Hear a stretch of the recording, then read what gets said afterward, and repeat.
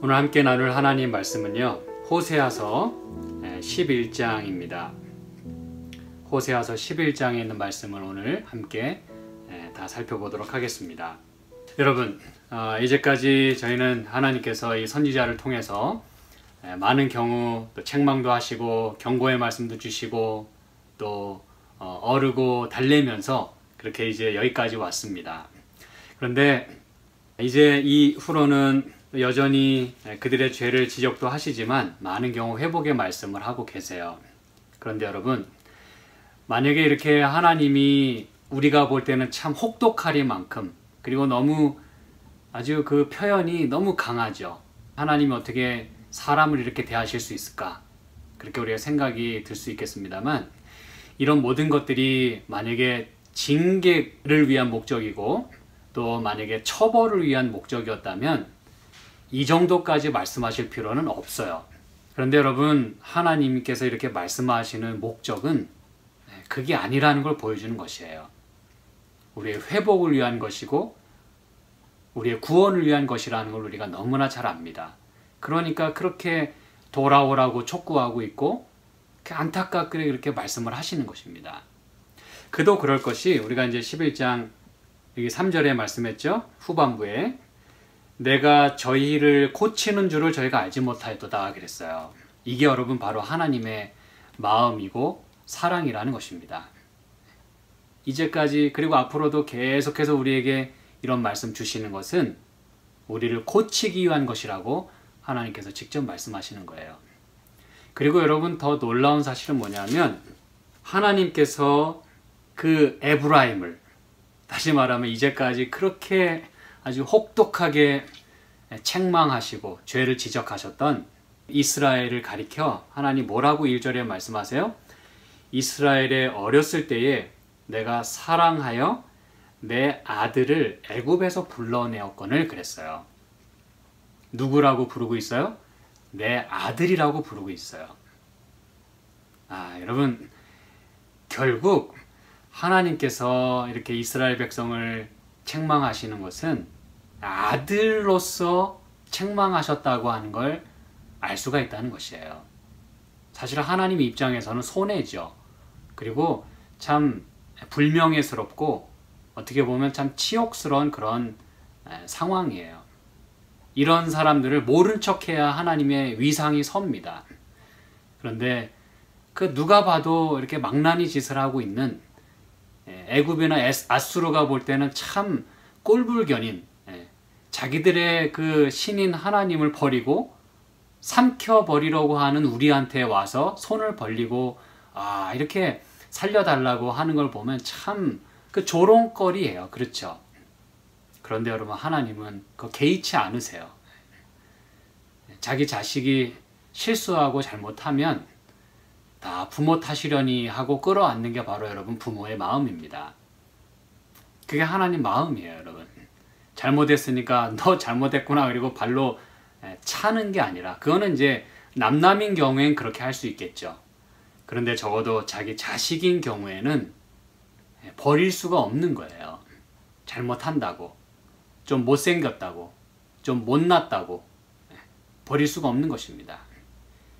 심지어 기형하라 할지라도 버릴 수가 없는 것입니다. 그게 아버지의 마음이고 어머니의 마음이에요. 그래서 하나님께서 그 이스라엘이 어렸을 때 내가 저를 사랑하여 내 아들이라 그렇게 부르면서 애굽에서 불러내었거늘 그랬어요. 이 말씀은 참 유명한 말씀입니다. 아주 중요한 말씀이고, 특별히 여기서 내가 사랑하여 라고 하는 이 사랑이란 단어는 어떤 선택적인 사랑을 의미합니다. 그건 무슨 말이냐면 말라기 1장 2절에 3절에 보면 내가 야곱을 사랑하고 에서는 미워하였다, 그런 말씀을 하세요. 여기서 이제 사랑과 미워한다는 개념은 얘는 사랑하고 쟤는 미워서 발로 차는 게 아니라 첫째로 삼느냐 다음으로 삼느냐, 그 얘기입니다. 여러분, 우선순위에 있어서. 그래서 하나님은 그 이스라엘을, 그 야곱을, 이제 이 야곱 얘기가 12장부터 이제 쫙 또 나옵니다. 여러분, 이게 이제 괜히 여기서 이렇게 나오는 게 아니에요. 하나님께서 그 이스라엘에 어렸을 때 내가 사랑하여 그를 선택해서 사랑하셨어요. 그래서 내 아들이라 부르시면서 애굽에서 불러내셨다 그랬어요. 근데 여러분, 이렇게 애굽에서 불러냈다고 하는 것은 성경에서 굉장히 중요한 의미를 가지고 있어요.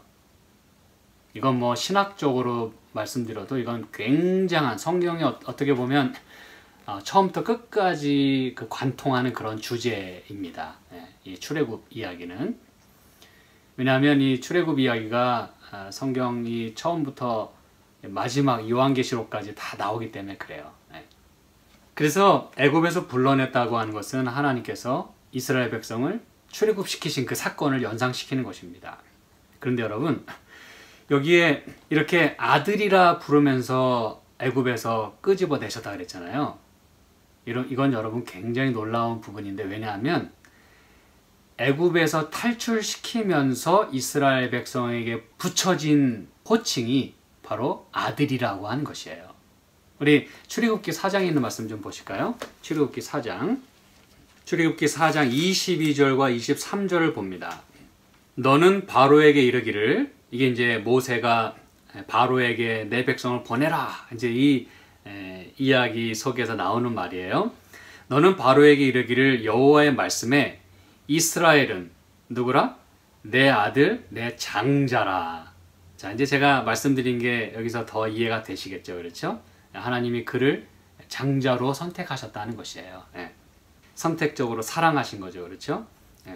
우선순위에 있어서 먼저 사랑하시고 그를 통해서 다른 민족과 또 다른 모든 열방을 구원하기를 원하셨다는 그런 개념입니다, 여러분. 야곱만, 이스라엘만 사랑하셨다는 게 아니라. 그래서 이스라엘은 내 아들, 내 장자라.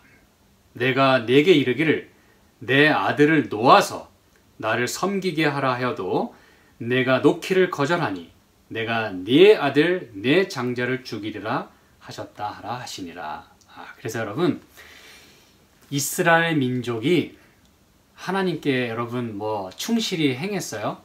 아닙니다. 400년 동안 하나님 다 잊어버리고 애굽에서 그게 좋다고, 종살이가 편하다고 눌러앉기를 원했어요. 그런데 하나님께서는 그 12에게 하신 그 언약을 잊지 않으시고 원래 그에게 가졌던 그 계획대로 그를 이제 다시 세우시기 위하여 그를 이제 애굽에서 끄집어 내시려고 하는데, 그때 붙여진 이름이 바로 아들이라고 하는 것입니다. 장자라고 하는 것입니다. 이게 출애굽과 관련해서 처음 사용됐다고 하는 것은 큰 의미가 있습니다, 여러분. 그도 그럴 것이, 이 출애굽 사건은 여러분 보통 사건이 아니잖아요. 그들이 하나님의 백성이었음에도 불구하고 바로의 종들이 됐어요. 애굽의 노예가 되어버렸어요. 근데 하나님은 그들을 끄집어 내시면서 뭘 만드신 거예요? 아들을 만드신 거예요. 다시 말하면 종에서부터 자유자로 그렇게 해방을 시켰다는 것입니다, 여러분. 논리가 딱 맞죠? 그렇죠? 성경의 그 스토리와 신학이 어쩜 이렇게 정확하게 들어맞습니까? 그렇죠? 종의 신분에서 자유자의 신분으로, 노예에서 아들로 바꿔주시는 이 놀라운 이 스토리는 오늘 우리가 예수님을 믿고 그분을 영접함으로 인해서 하나님의 자녀가 되는 권세를 가지게 되는 것과 똑같은 원리인 것입니다, 여러분. 그래서 우리는 이 출애굽의 역사를 통해서 우리가 어떻게 구원받고 어떻게 하나님의 자녀가 되는지를 그저 조금이라도 이해할 수 있고 그 패턴에 따라 우리가 이렇게 따라갈 수 있는 거예요.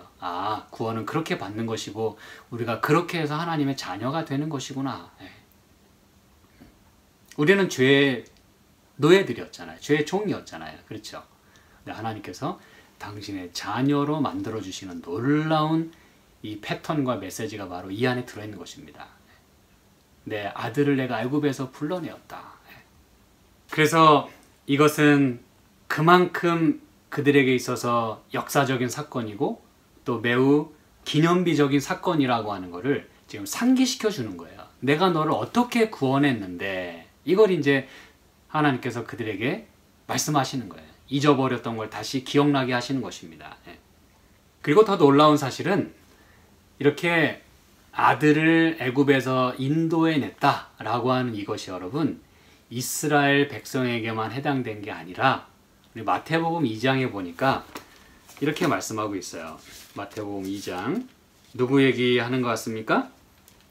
네, 예수님 이야기입니다. 14절부터 보면 이제 주의 사자가 요셉과 이 마리아에게 나타나서 애굽으로 급히 피하라 그렇게 언지를 줍니다. 그렇죠? 밤에. 그때 요셉이 일어나서 밤에 아기와 그의 모친을 데리고 애굽으로 떠나가 헤롯이 죽기까지 거기 있었으니 이는 주께서 선지자로 말씀하신 바 애굽에서 내 아들을 불렀다 함을 이루려 하심이니라 그랬어요. 아, 여러분 이게 무슨 얘기입니까?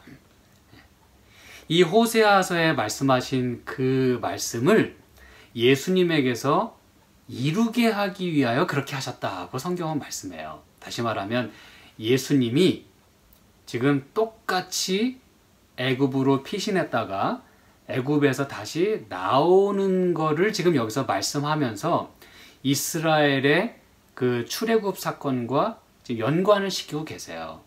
이건 여러분 당신 자신을 이스라엘의 그 출애굽 경험과 동일시하면서 마치 이제 뉴 모세처럼 말이죠. 새로운 영적 지도자 모세처럼 예수님이 지금 그 이스라엘 백성의 경험과 똑같이 지금 당신 자신을 대입시키시면서 동일시하고 계신 거예요. 다시 말하면 출애굽의 원형은 바로 예수님이시라는 거예요. 예수님 자신의 경험으로 지금 이것을 입증하고 계시는 거예요. 아, 이 출애굽의 원형이 바로 예수님이라는 것입니다. 그리고 출애굽이 가능하게 된 것도 예수님 때문에 가능하게 됐고 그분이 아니면 그들은 결코 나올 수 없었던 어린 양의 피가 아니면 장자들은 다 죽었을 그 상황에서 예수님이 그들의 그 엑시트, 그 탈출구, 비상구, 그게 바로 출애굽이란 뜻이거든요. 엑소더스. 예수님을 통해서 그들은 나올 수가 있었던 거예요. 예수님이 바로 그 자리에 계셨고 그분 때문에 가능하게 됐고 그분이 원형이에요. 그래서 예수님만이 구원이시고 예수님만이 이 모든 문제의 솔루션이 되신다고 하는 것을 지금 이 이스라엘 백성들에게 상기시키는 것입니다. 너희가 어떻게 구원을 받았는지 다시 한번 생각해 보라 이거예요. 그래서 여러분 신약에 와서 예수님의 생애를 통해서 이것을 그대로 이루신 거예요.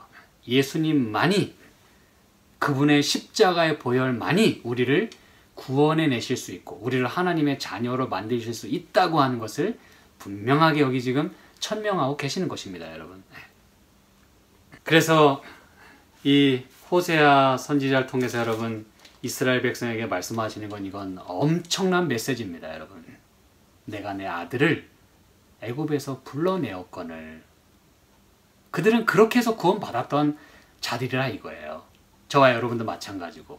그런데 2절에 보니까 선지자들이 저희를 부를수록 호세아 11장 2절 저희가 점점 멀리하고 바알들에게 제사하며 아루새긴 우상 앞에서 분향하였느니라고 말씀해요. 이러니 여러분 하나님 마음이 얼마나 찢어지게 아프시겠습니까? 당신의 목숨을 걸고 구원해 냈건만 그들은 다른 데 가서 분향하고 다른 신을 섬겨요. 우리 사람 같으면 이걸 견딜 수가 없어서 아마 가만히 있지 않았을 거예요.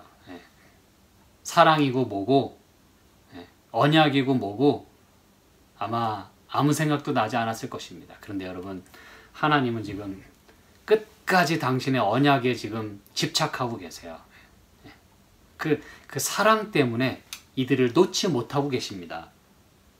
그래서 3절에 그러나 내가 에브라임에게 걸음을 가르치고 내 팔로 안을지라도 이게 여러분 하나님이시거든요. 버리는 대신에 내치는 대신에 일어나서 걸으려다 자빠지고 걸으려다 자빠지는 그 걸음마를 배우는 그 당신의 그 아기 그렇죠?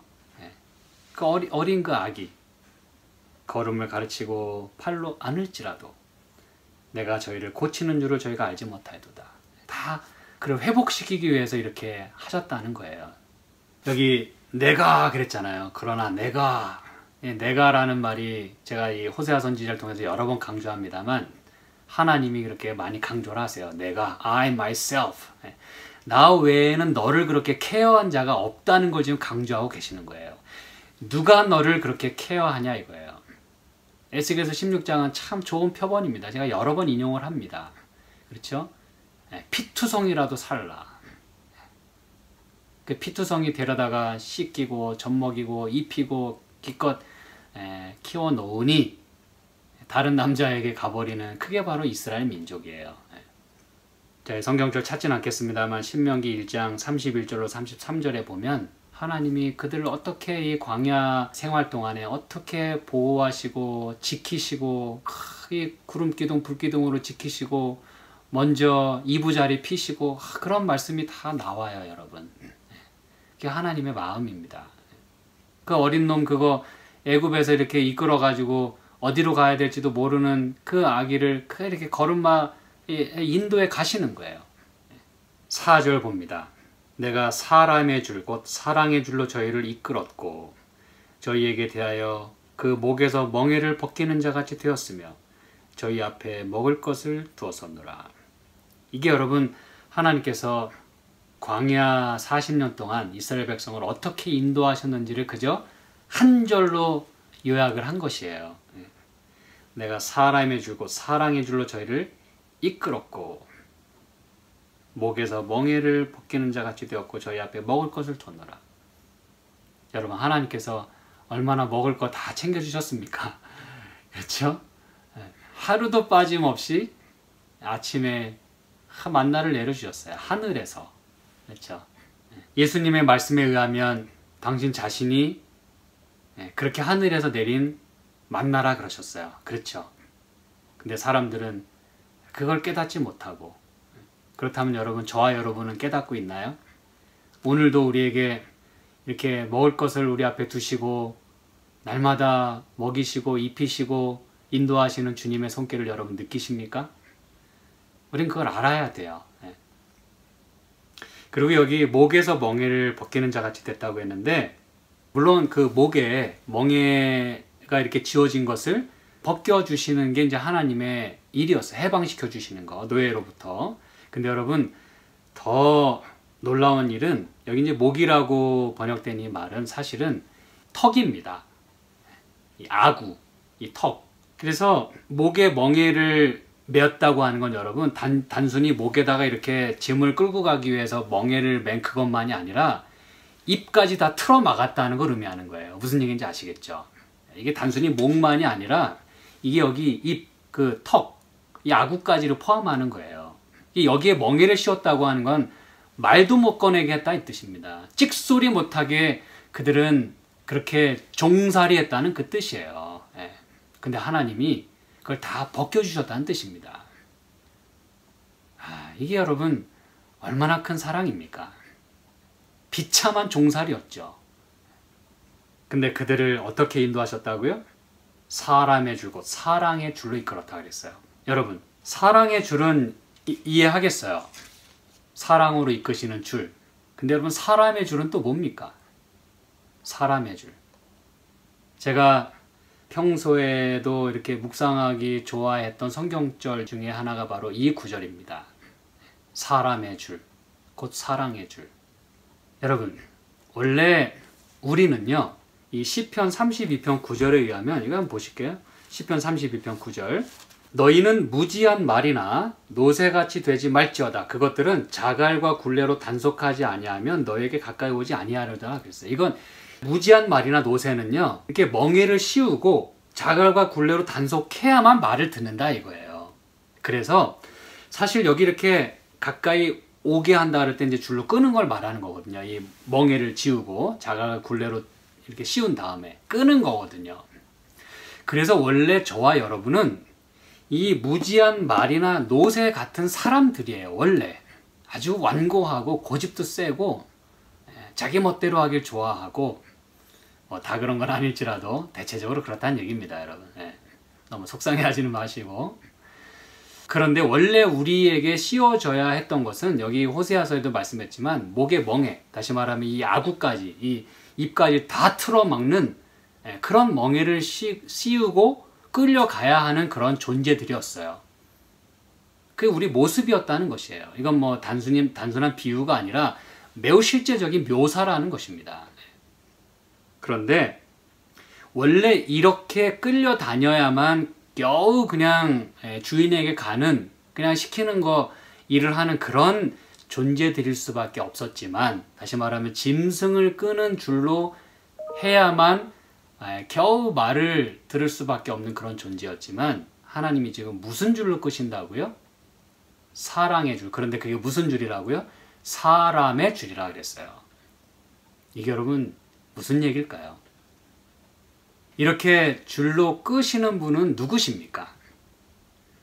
단순히 그냥 밧줄 묶어가지고 단순히 끄시는 분이에요? 아니면 그냥 그 속에 뛰어 들어가지고 이렇게 이끌어 가시고 끌어주시고 밀어주시는 분입니까?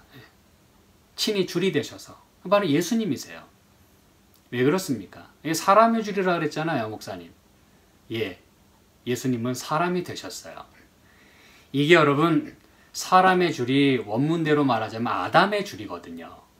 그럼 여러분이 이제 탁 번뜩이는 뭐가 떠오르실 거예요. 그렇죠? 사람의 줄이라는 건 아담의 줄입니다. 여러분, 예수님은 고린도전서 15장에 의하면, 여러분 잘 아시죠? 고린도전서 15장 45절을 보면 이렇게 말씀합니다.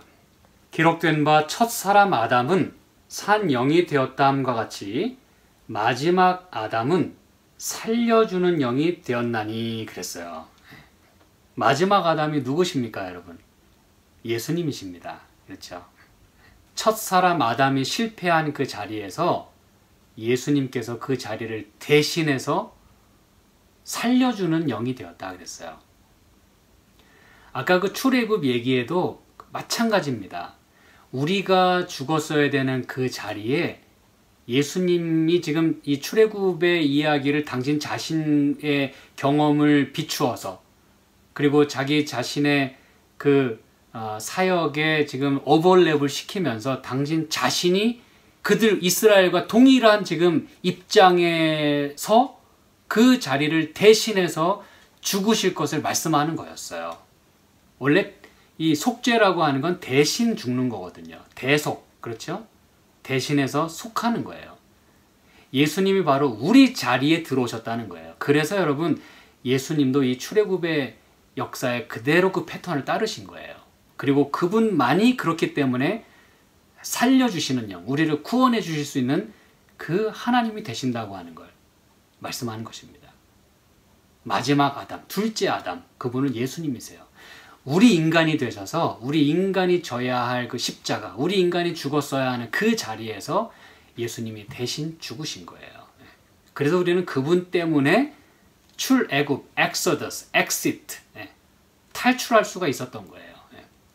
그분 때문에 우리는 죄의 노예로부터 하나님의 자유자, 하나님의 자녀가 될 수 있었다는 것입니다. 이게 바로 그 얘기입니다, 여러분. 예수님이 사람이 되셔서, 당신 자신이 친히 줄이 되셔서, 무슨 줄이 되셔서? 사랑의 줄이 되셔서 우리를 다 하나님께로 이끌어 가신 분이에요, 여러분. 그리고 여기 요한복음 6장 44절에 보면 이렇게 말씀합니다. 요한복음 6장 44절.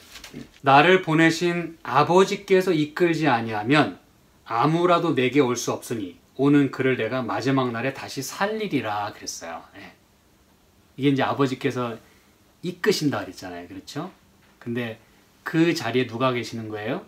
예수님이 거기 계시는 것이에요. 예수님이 바로 그 가운데 계시는 거예요. 중보자로서.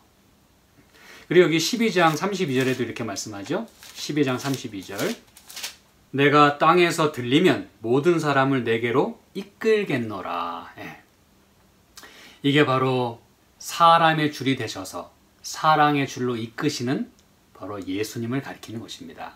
그래서 호세아 11장에 내가 사람의 줄고 사랑의 줄로 저희를 이끌었고, 이게 그럼 놀라운 하나님의 사랑입니다.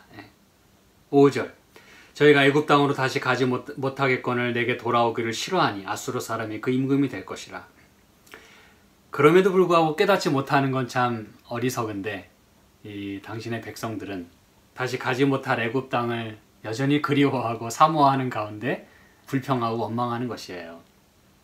그래서 이제 결국 그들은 아수르 사람들의 압제를 당하게 될 것이다. 이걸 말씀하고 있는 거예요. 그리고 이스라엘 백성은 호세아 선지자의 메시지를 거절한 결과 기원 전 722년에 아수르에 의해 멸망을 당합니다. 이게 이제 결과적인 것을 우리에게 보여주고 있어요. 6절 칼이 저희의 성읍들을 치며 빗장을 깨뜨려 없이 하리니 이는 저희의 계책을 인함이니라. 빗장을 깨뜨린다고 하는 건 여러분, 빗장이라고 하는 것은 적군을 물리칠 수 있는 마지막 보루입니다. 마지막으로 쳐놓는 게 빗장이에요. 그런데 그것마저 깨뜨리고 들어오겠다는 건 이제 다 그 앞에서 패배할 수밖에 없음을, 적군의 침입을 그냥 당할 수밖에 없음을 말하고 있는 것입니다. 여기 이제 계책을 얘기했잖아요. 이 계책은 우리가 이 10장 6절에서도 살펴봤지만, 호세아 10장 6절 그 송아지는 아수르로 옮겨다가 예물로 야렙 왕에게 드리리니 에브라임은 수치를 받을 것이요 이스라엘은 자기들의 게으를 부끄러워할 것이며, 이게 이제 그들이 머리를 쓰는 거거든요. 하나님께로 돌아가면 될 것을 애굽으로 가, 아수르로 가, 이렇게 막 저울질하고 가서 또 수그리고 조롱거리가 되고, 결국은 그들의 계책이 그들 스스로를 망하게 하는 거예요. 시편 1편에 의하면 그 악인의 꾀를 말하는 것입니다. 그렇죠? 그러면서 여러분, 사실 이제 12장, 호세아 12장에 저희가 이제 다음 시간에 살펴보겠습니다만, 아까 말씀드린 대로 야곱 얘기가 나오거든요. 그렇죠? 그래서 이 야곱이 그렇게 속임수를 쓰고 형을 속이고 아버지를 속이고 그리고 이제 방랑의 생활을 삽니다. 그런데 하나님 야곱을 버리셨나요? 하나님은 야곱을 버리실 수가 없었어요. 그래서 결국 이 야곱의 이야기가 계속해서 나옵니다, 여러분.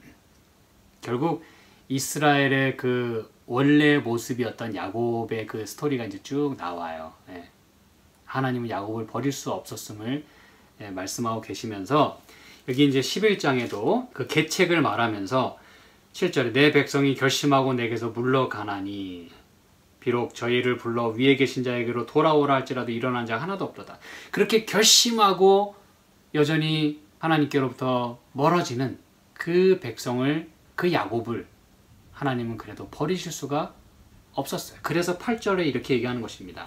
에브라임이여 내가 어찌 너를 놓겠느냐, 이스라엘이여 내가 어찌 너를 버리겠느냐, 내가 어찌 너를 아드마같이 놓겠느냐, 어찌 너를 스보임같이 두겠느냐, 내 마음이 내 속에서 돌아서 나의 긍휼이 온전히 불붙듯 하도다. 내가 어찌 너를 버리겠느냐. 다소 그 앞에서 이야기하신 그 어조와는 좀 다르게 느껴집니다. 그렇죠? 너희는 이러이러한 죄를 졌고 이래서 망할 것이고 이래서 심판받을 것이라고 계속해서 말씀하세요. 그런데 알고 보니까 아까도 말씀드렸지만 그게 저희를 고치려고 하는 줄을 저희가 모르고 하나님이 심하다고 그렇게 얘기하는 거예요. 우리도 마찬가지예요. 이 호세아서 읽으면서 야, 이렇게 너무나 많은 장을 왜 하나님이 이렇게 참 지긋지긋하게 이렇게 죄를 지적하실까? 그냥 한두 가지만 이 죄의 목에 걸어도 한두 가지만 걸고 넘어져도 얘네는 그냥 망할 수밖에 없어요. 근데 왜 이렇게 구구절절히 이렇게 말씀하시냐 이거예요. 고치고 싶다는 거거든요. 14장에도 우리가 지난번 살펴봤지만 내가 저희를 고쳐서, 이게 이제 하나님 마음입니다, 여러분. 그렇죠? 그래서 여기 어찌라고 하는 이 말은요, 의문사로 사용될 때는요, 주어가 1인칭인 경우에는 불가능한 것을 전제하고 말하는 것이라고 문법에 돼 있어요. 이게 무슨 얘기냐면 내가 어찌 너를 놓겠느냐 이거예요. 놓을 수가 없다는 거예요. 그건 불가능한 일이라는 걸 말씀하는 것입니다. 내가 너를 어찌 아드마같이 놓겠으며 어찌 너를 스보임같이 두겠느냐 그랬잖아요. 이렇게 하는 건 불가능한 일이라는 거예요. 이게 무슨 얘기냐면 여기서 말하는 이 아드마하고 스보임은 여러분 어떤 곳인지 아십니까? 이 소돔과 고모라와 함께 망했던 도시들이에요. 그걸 어떻게 할 수 있죠? 우리 신명기에 있는 말씀 좀 보실게요. 29장 23절입니다.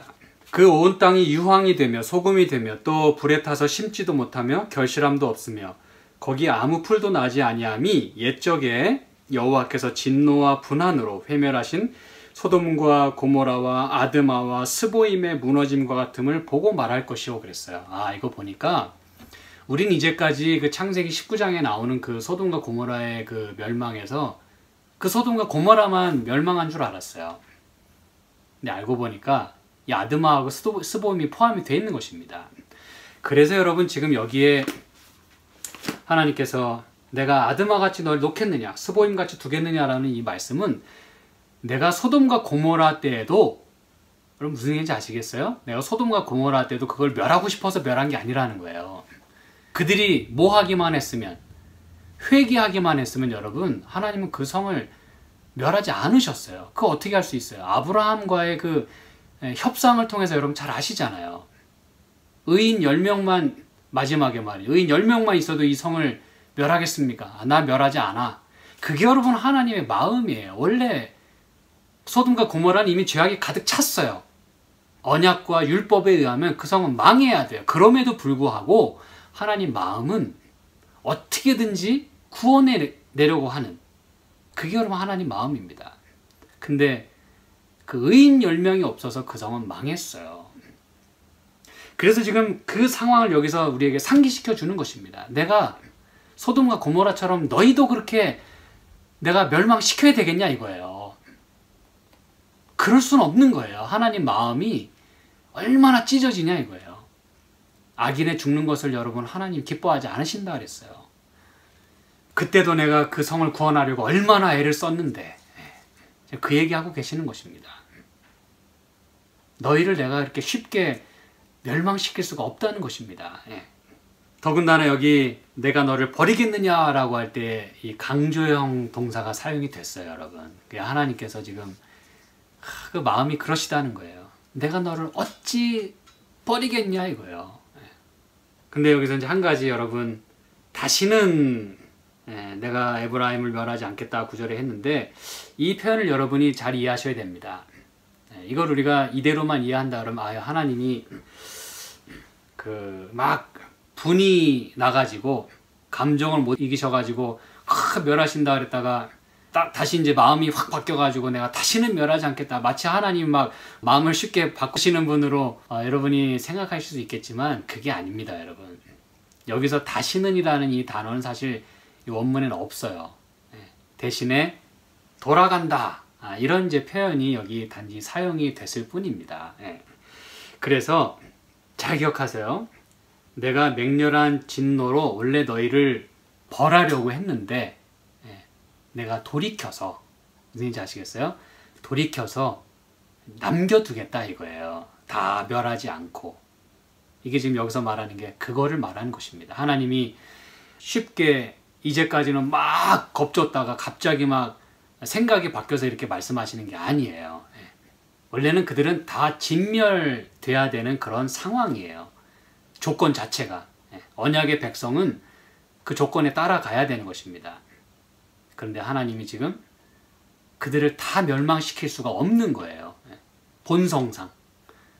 그래서 마치 그 니느웨도 마찬가지 아닙니까? 그렇죠? 이방 민족도 오히려 이방 민족은 더 많이 심판받고 멸해야 되죠. 그렇죠? 근데 하나님은 이방 민족도 그들이 회개하자 멸하지 않으셨어요. 근데 여러분 하물며 당신의 백성이 돌아오면 하나님 멸하시겠습니까, 여러분? 그래서 그토록 돌아오라고 이야기하시는 거예요.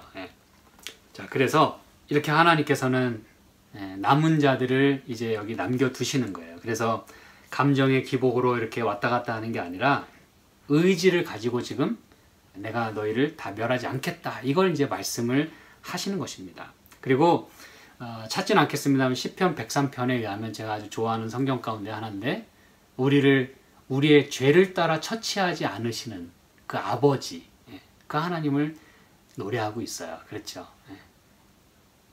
우리의 죄를 따라 우리를 처치하지 않으시고 그래서 소돔과 고모라처럼 다 너희를 멸할 마음도 없고 그렇게 할 수도 없는 지금 하나님 마음을 여기 표현하고 있는 것입니다.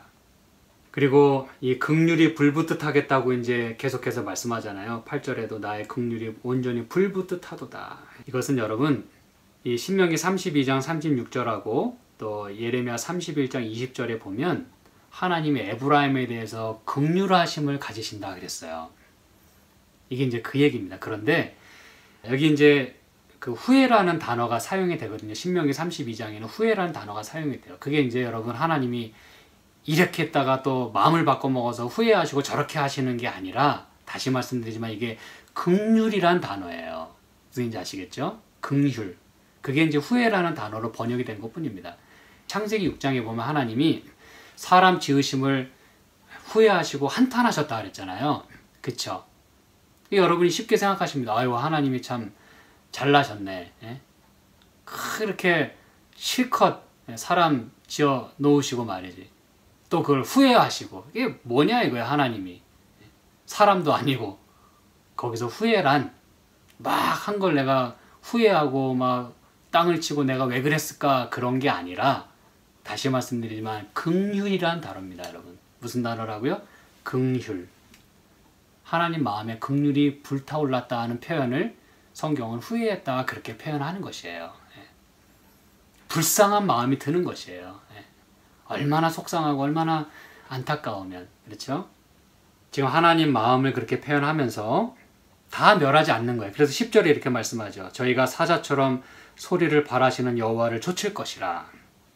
이 호세아서만 해도 하나님이 당신 자신을 사자로 많이 표현하셨어요. 뭐 5장에도 그렇고 13장에도 그렇고. 그래서 여호와께서 소리를 발하시면 자손들이 서편에서부터 떨며 오되, 그분 앞에 나오는 자들이 있겠다 이거예요. 하나님은 또 그들을 부르시는 것이고. 무슨 인지 아시겠죠? 그리고 저희가 애굽에서부터 새같이 아수르에서부터 비둘기같이 떨며 오리니 내가 저희로 각 집에 머물게 하리라. 나 여호와의 말이니라. 그리고 이제 12절은 히브리 원문에 의하면 12장 1절에 들어갑니다. 그래서 이건 이제 다음 시간부터 살펴보도록 할게요. 제가 이제 오늘 말씀을 제가 요약하면서, 여러분, 하나님께서는 이 이스라엘 백성을 이제 어떻게든 고쳐서 쓰셔야 돼요. 이렇게 심판의 메시지를 전하세요. 근데 그것은 그들을 멸하기 위해서가 아니라 그들을 고치고 구원하기 위하여 그렇게 말씀하시는 것임을 여러분 꼭 기억하시는 가운데, 그 하나님께서 그 이스라엘의 어렸을 때를 기억하시면서, 무슨 인지 아시겠습니까, 여러분? 좋았던 걸 기억하시면서 그 사랑으로 선택하시고 내 아들이라 부르시면서 애굽에서까지 이끌어내셨어요. 뭐 하시면서? 당신 자신을 희생하면서 피를 흘리시면서 이스라엘 민족을 구원해 내셨어요. 그래서 아들로 만들어 주셨습니다. 그리고선 또 어떻게 이끄셨다고요? 사랑의 줄로. 그 무슨 줄로? 사람의 줄로. 사랑의 줄로, 사람의 줄로. 당신 자신이 친히 인간이 되셔서 그 자리에 들어오셨어요. 내 자리를 대신해서 그분이 나를 위해서 돌아가셨고 나를 하나님께로 지금 이끌고 계시는 것입니다. 그러면서 말씀하십니다. 내가 비록 결심하고 하나님을 등지고 벗어나지만 하나님은 나를 버리시고 소돔과 고모라처럼 멸망시키실 수가 없어요. 그건 불가능한 것을 전제하는 것이라 그랬어요. 하나님 속성상 당신의 자녀들을 버릴 수가 없어요. 그러나 여러분, 이스라엘 민족의 결말을 통해서 우리가 알 수 있듯이 끝까지 거절하면 그것은 우리의 선택이고 우리가 자초하는 멸망을 우리가 당하게 될 것이에요. 그러나 여러분, 하나님은 그때까지는 어떻게든지 당신의 남은 자들을 찾으시고 당신에게 올 사람들을 지금 부르고 계시는 거예요. 저와 여러분은 어떻게 반응하시겠습니까? 오늘도 사랑의 줄로, 사람의 줄로 이끄시는 그 예수님의 사랑에 여러분 반응하지 않으시겠습니까? 그리고 그렇게 이끄시는 분을 감사한 마음으로 따라가지 않으시겠습니까? 내 입에 멍에가 씌어지고 굴레가 씌어졌던 거기서부터 나를 벗어나게 해주신 하나님을, 내가 하나님을 소리 높여 찬양해야 되지 않겠습니까? 오늘 이 안식일에 그러한 우리의 구원과 또 감사의 노래가 하나님 아버지를 기쁘시게 할 수 있기를 간절히 소망합니다. 기도하시겠습니다. 하나님 아버지, 참으로 고맙습니다. 저희를 그렇게 사랑하시는 줄을 제가 다시 한번 깨닫게 되었습니다. 우리에게 혹 따끔히 말씀하시는 그 메시지를 우리가 너무 귀찮아하고 또 너무 싫어하고 오해하고 그렇게 저버린 때가 많았지만 그 모든 말씀들이 우리를 고치는 줄을 우리가 잊지 않도록 도와주시고 여전히 우리를 버리지 못하시고 끝까지 인도하시는 주님의 그 사랑의 줄을 그리고 그 사람의 줄을 나도 꼭 잡고 이끄시는 대로 따라갈 수 있도록 축복하여 주시옵소서. 주의 선하심과 인자하심이 우리를 정령 따르고 인도하신다는 사실을 한시도 잊지 않게 도와주시고 내가 지금 처해 있는 형편 또 속상함 모든 그 상실감들 주께서 잘 아시겠사오니 주여 우리를 붙들어 주시고 당신의 풍요로운 축복과 은혜로 또 말씀으로 우리를 채워주시고 또 이끌어 주시옵소서. 여러 형태로 바이러스로 또 재난들로 고통당하는 당신의 자녀들을 불쌍히 여기시고 도와주시고 지켜주시기를 예수님의 이름으로 간절히 기도드립니다. 아멘.